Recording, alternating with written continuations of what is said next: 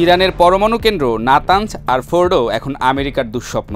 পৃথিবীর কোনো নৌবাহিনী, কোনো বিমান বাহিনী, এমনকি কোনো অস্ত্র এখনও তৈরি হয়নি যা এই দুটি কেন্দ্রকে ধ্বংস করতে পারে।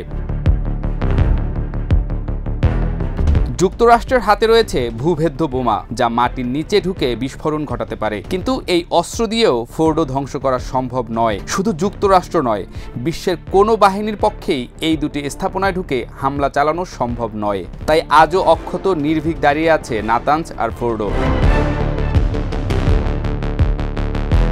নাতানজ মাটির অনেক গভীরে, প্রায় 8 মিটার নিচে, তার উপর পুরো কংক্রিট, আর সেই কংক্রিট ঢেকে দিয়েছে 22 মিটার পাথুরে মাটি। আর ফোর্ডোর অবস্থান পুরো একটা পাহাড়ের নিচে, যেখানে পৌঁছতে হলে প্রথমে পর্বত জয় করতে হবে, তারপর বিশেষ বিস্ফোরক দিয়ে লোহার দেয়াল ভেদ করে ভিতরে প্রবেশ করতে হবে। এমন স্থাপনা পৃথিবীতে বিরল। একে ধ্বংস করা মানে যুদ্ধ নয়, অসম্ভবের বিরুদ্ধে অভিযান।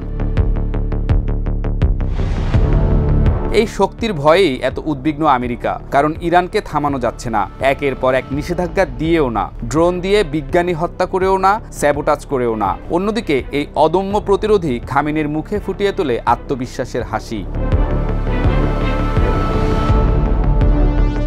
বান্ডেল থাকলে প্রতি সেনমানিতে টাকা বাঁচবে। বিকাশ সেনমানি বান্ডেল কিনে জিতুন প্রতি লেনদেনে। ইরানও এর শেষ দেখতে চায়, তাই হয়তো আমেরিকার সঙ্গে আলোচনায় গলার স্বর নরম হচ্ছে না, বরং খামেনির মনে প্রতিদিন জমা হচ্ছে ক্ষোভ ও প্রতিশোধের আগুন।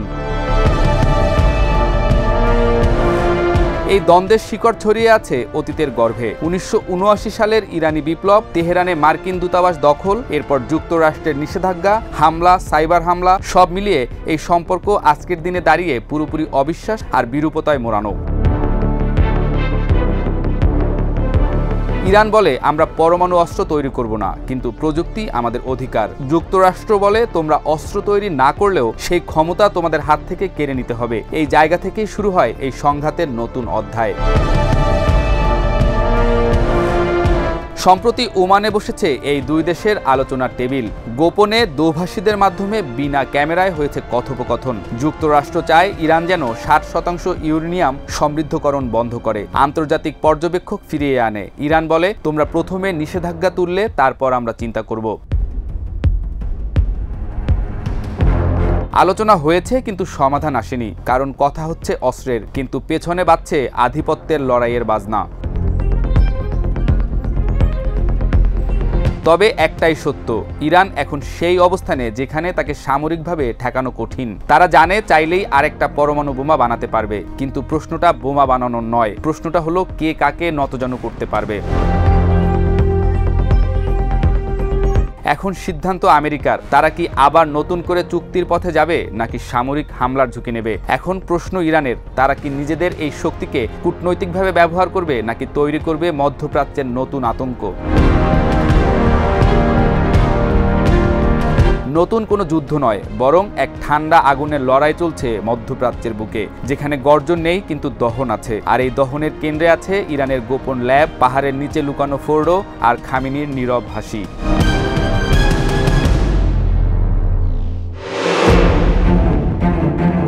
চীনের রয়েছে DF-41 ইন্টারকন্টিনেন্টাল ব্যালিস্টিক মিসাইল, একাধিক ওয়ারহেড বহনে সক্ষম এবং সরাসরি যুক্তরাষ্ট্রকে লক্ষ্য করার মতো ক্ষমতা সম্পন্ন। অন্যদিকে আমেরিকার রয়েছে 5,500 পারমাণবিক ওয়ারহেড, যা বিশ্বের কারো কাছে নেই। তবে আধুনিক বিশ্বে যুদ্ধ মানে শুধু বন্দুক নয়, বরং তথ্য, বাজার, প্রযুক্তি আর চিন্তাভাবনার উপর নিয়ন্ত্রণ। সেখানে চীনের সাম্প্রতিক AI প্রযুক্তির উত্থান আমেরিকাকে ভয় ধরিয়ে দিয়েছে। চলুন জেনে নেই শেয়ানে শেয়ানে লড়াইয়ে কে এগিয়ে রয়েছে। চীন আর আমেরিকা, এই দুই দেশের মধ্যে এখনকার ভূ রাজনীতির সবচেয়ে স্পষ্ট প্রতিদ্বন্দ্বিতা চলছে। একটি দেশ দ্বিতীয় বিশ্বযুদ্ধের পর থেকে এককভাবে বিশ্বে নেতৃত্ব করে আসছে, আর এক দেশ মাত্র কয়েক দশকের ব্যবধানে উঠে এসেছে শক্তিশালী প্রতিযোগী হিসেবে। প্রশ্ন হচ্ছে, এই ক্ষমতার লড়াইয়ে কে কতটা এগিয়ে, আর তাদের মধ্যে ব্যবধানটা আসলে কেমন? সামরিক দিক দিয়ে শুরু করলে যুক্তরাষ্ট্রের প্রতিরক্ষা বাজেট এখন প্রায় $850 বিলিয়ন, যা বিশ্বের যে কোনো দেশের তুলনায় অনেক বেশি। চীনের বাজেট তুলনামূলকভাবে ছোট, প্রায় $230 বিলিয়ন। তবে সৈন্য সংখ্যায় চীন এগিয়ে। তাদের সক্রিয় সৈন্য সংখ্যা 20 লাখের মতো, যেখানে যুক্তরাষ্ট্রের আছে প্রায় 13 লাখ। যদিও যুক্তরাষ্ট্রের বাহিনী প্রযুক্তি নির্ভর, সুপ্রশিক্ষিত এবং বেশি আধুনিক। যুদ্ধের সবচেয়ে ভয়ঙ্কর স্তর হলো পরমাণু অস্ত্র। এই জায়গায় যুক্তরাষ্ট্রের হাতে রয়েছে প্রায় ৫,৫০০টি পারমাণবিক ওয়ারহেড, যার মধ্যে ১৭০০টিরও বেশি সক্রিয়ভাবে প্রস্তুত। চীনের সংখ্যা অনেক কম, মাত্র ৪০০। তবে মার্কিন প্রতিরক্ষা বিভাগ আশঙ্কা করছে ২০৩৫ সালের মধ্যে চীন এই সংখ্যা ১৫০০ এর কাছাকাছি নিয়ে যেতে পারে। চীনের DF-41 মিসাইল, যা একাধিক ওয়ারহেড বহন করতে পারে, তা সরাসরি যুক্তরাষ্ট্রের মাটি পর্যন্ত পৌঁছাতে সক্ষম। নৌশক্তির দিক দিয়ে যুক্তরাষ্ট্রের সবচেয়ে বড় অস্ত্র বিমানবাহী রণতরী। বর্তমানে তাদের রয়েছে ১১টি পূর্ণাঙ্গ রণতরী, যেগুলো চলমান যুদ্ধঘাঁটি বললেও কম বলা হয়। প্রতিটিতে থাকে প্রায় ৭০টি যুদ্ধবিমান, হাজারো সেনা এবং অত্যাধুনিক প্রযুক্তি। চীনের হাতে আছে ৩টি রণতরী, লিয়াওনিং, শানডং, ফুজিয়ান। ফুজিয়ান এখনও ট্রায়াল পর্যায়ে, তবে চীনের নিজের ডিজাইনে তৈরি এই রণতরী ভবিষ্যতের জন্য বড় বার্তা। সাবমেরিনের সংখ্যায় চীন এগিয়ে গেলেও যুক্তরাষ্ট্রের পরমাণু শক্তিচালিত সাবমেরিন এখনও বেশি নিখুঁত ও নিঃশব্দ।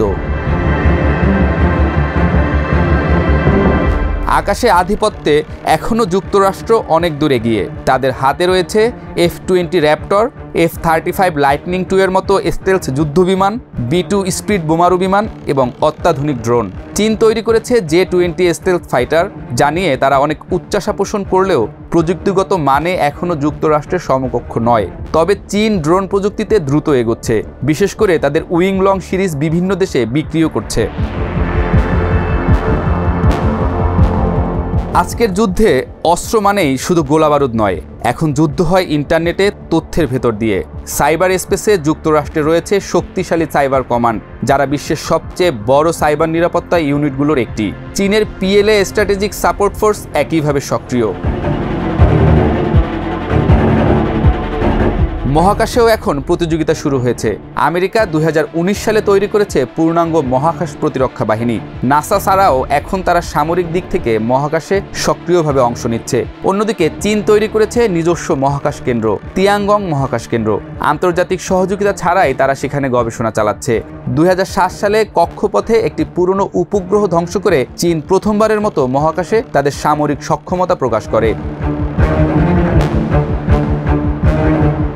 সামরিক ও প্রযুক্তির বাইরেও বড় লড়াইটা এখন অর্থনীতিতে। আমেরিকা এখনও বিশ্বের সবচেয়ে বড় অর্থনীতি, প্রায় $২৫ ট্রিলিয়ন মোট উৎপাদন। চীন দ্রুত এগিয়ে আসছে, তাদের অর্থনীতি এখন প্রায় $18 ট্রিলিয়ন। চীন এখন বিশ্বের সবচেয়ে বড় রপ্তানিকারক দেশ। প্রযুক্তি, উৎপাদন, সৌরবিদ্যুৎ, বৈদ্যুতিক গাড়ি সবখানেই তারা আধিপত্য বিস্তার করছে। এক অঞ্চল এক পথ নামের চীনের বৈশ্বিক বিনিয়োগ প্রকল্প ইতিমধ্যে এশিয়া, আফ্রিকা এবং ইউরোপের 60টিরও বেশি দেশে সক্রিয়ভাবে চলছে। আফ্রিকায় চীনের প্রভাব ক্রমেই বাড়ছে। যুক্তরাষ্ট্র সেখানে দীর্ঘদিন ধরে সেনা প্রশিক্ষণ ও সন্ত্রাসবিরোধী কার্যক্রম চালালেও চীন অর্থনৈতিক বিনিয়োগ ও অবকাঠামো নির্মাণের মাধ্যমে প্রভাব তৈরি করছে। ডিজিবুতিতে দুই দেশেরই সামরিক ঘাঁটি রয়েছে, এমন ঘটনা বিশ্বে আর কোথাও নেই। অন্যদিকে দক্ষিণ চীন সাগরে দ্বীপ দখল করে সামরিকীকরণ চালিয়ে যাচ্ছে চীন। সবশেষ প্রশ্ন, কে এগিয়ে? আমেরিকা এখনও প্রতিটি ক্ষেত্রে এগিয়ে আছে। পারমাণবিক শক্তি, বিমান ও নৌবাহিনী, প্রযুক্তি, মহাকাশ এবং কৌশলগত মিত্রতা সবখানেই। কিন্তু চীনের উত্থান এখন আর ধীরগতির নয়। তারা এখন এক বিকল্প নেতৃত্বের বার্তা দিচ্ছে, যেখানে যুদ্ধ মানে শুধু বন্দুক নয়, বরং তথ্য, বাজার, প্রযুক্তি আর চিন্তাভাবনার উপর নিয়ন্ত্রণ। এই যুদ্ধে হইচই নেই, কিন্তু গভীর। এখানে শত্রু গর্জে ওঠে না, চুপচাপ গড়ে তোলে শক্তি। আর এই যুদ্ধের মাঠ কেবল সীমান্তে নয়, বরং ইন্টারনেট, কক্ষপথ আর বৈশ্বিক অর্থনীতির প্রতিটি সেক্টরে ছড়িয়ে পড়েছে।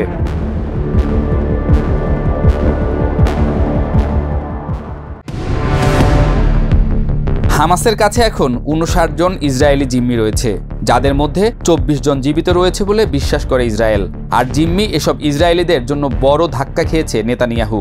গাজায় বর্বরতা চালালে জিম্মি ইসরায়েলিরাও বর্বরতার শিকার হতে পারে, এই চিন্তায় অনেকটা দিশেহারা দেশটির থিঙ্ক ট্যাঙ্করা।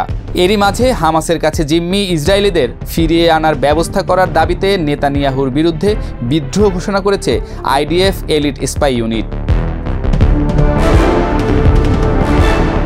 ইসরায়েলের এলিট গোয়েন্দা ইউনিটের ৮,২০০ রিজার্ভ সদস্য গাজা যুদ্ধের কৌশল পরিবর্তনের জন্য বৈঠকও করেছে। একটি প্রকাশ্য চিঠিতে গোয়েন্দা কর্মকর্তারা জিম্মিদের অবিলম্বে মুক্তি চেয়ে ইসরায়েলি সরকারকে তাদের ফিরিয়ে আনার বিষয়টি অগ্রাধিকার দেওয়ার অনুরোধ করেছে। এমনকি যদি এর জন্য চলমান অভিযান থামিয়ে দিতে হয় তাহলেও সেই পদক্ষেপ নিতে অনুরোধ করেন তারা। চিঠিটা ইসরায়েলি রিজার্ভ বাহিনীর মধ্যে বাড়তে থাকা অসন্তোষের প্রতিফলন ঘটিয়েছে।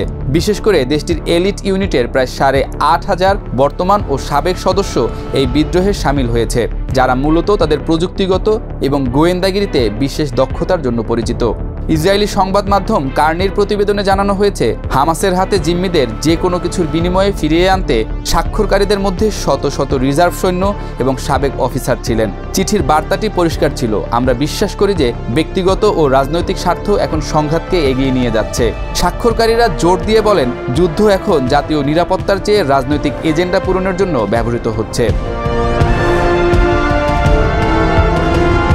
এই চিঠিতে স্বাক্ষরকারীদের মধ্যে সক্রিয় বিমান বাহিনীর ক্ষমতাধর সদস্যরাও রয়েছেন, যারা জিম্মিদের অবিলম্বে দেশে ফিরিয়ে না আনা পর্যন্ত গাজায় হামলা করা থেকে বিরত থাকার আহ্বান জানিয়েছেন ইসরায়েলি সেনাবাহিনীর প্রতিও। আর যুদ্ধ বিমানের পাইলটদেরও আপাতত কর্মবিরতিতে থাকার জন্য অনুরোধ করেছেন।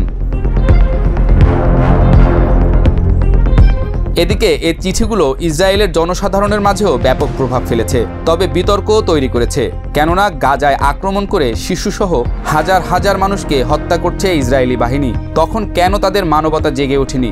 মাত্র ৫৯ জিম্মির জন্য হঠাৎ এমন মায়াকান্নাকে দেশটির সাধারণ মানুষ ভালো চোখে দেখছে না। তবে তারা জিম্মিদের ফিরিয়ে আনার পক্ষেই মত দিচ্ছে, পাশাপাশি গাজার বর্বরতা বন্ধ করার বিষয়েও মত দিচ্ছে। সাম্প্রতিক জরিপে দেখা গেছে যে প্রায় ৭০% ইসরায়েলি জনসাধারণ জিম্মিদেরকে মুক্ত করার জন্য যুদ্ধের সমাপ্তি সমর্থন করে। তবুও প্রধানমন্ত্রী চিঠিগুলোর তাৎপর্য খাটো করে দেখার চেষ্টা করছেন। ইসরায়েলি রাজনৈতিক নেতারা যুদ্ধবিরতি আলোচনা পরিচালনাকারী মধ্যস্থতাকারীদের হতাশ করছেন। এদিকে চিঠিতে স্বাক্ষরকারী বিমান বাহিনীর সদস্যদের বরখাস্ত করার হুমকি দেওয়া হয়েছে এবং স্বাক্ষর বিশ্লেষণ করে দেখছে যে আরও কতজন এখনও সামরিক বাহিনীতে রয়েছেন। একজন আইডিএফ কর্মকর্তা বলেছেন যে বেশিরভাগ স্বাক্ষরকারী সক্রিয় রিজার্ভ সদস্য নন। ইসরায়েলের সাধারণ জনগণ গাজায় হামলা চালানোর পক্ষে নন।